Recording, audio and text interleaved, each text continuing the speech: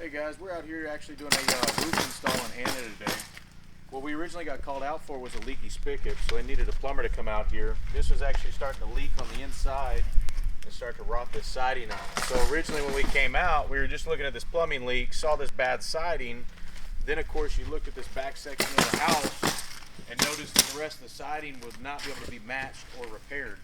So whenever I came out here to look at it, we came out, started looking at everything, and there was some hail damage on the actual siding, meaning that they had hail damage or storm damage from one of the recent storms.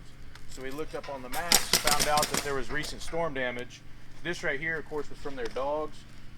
This is just rot, mildew, just mainly from maintenance that wasn't taken, but there was some hail damage found on there. We found some damage on the siding itself, and the paint, things like that. So then we actually ended up turning this into a storm claim.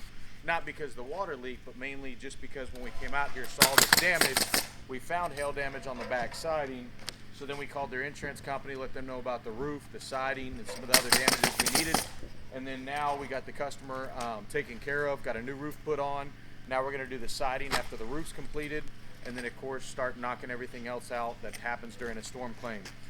So anyways, things like that. So you know, we are a actual general contractor, not just a roofing contractor. So things like this is in our ballpark. It's not only the thing we do, but whenever we come out, we can take a look at that and just kind of show you the best route to go whenever it comes to making an insurance claim on certain things, or if we just need to do repairs. So anyways, this is Garrett with Warrior Wolf Contractors. Y'all have a great day.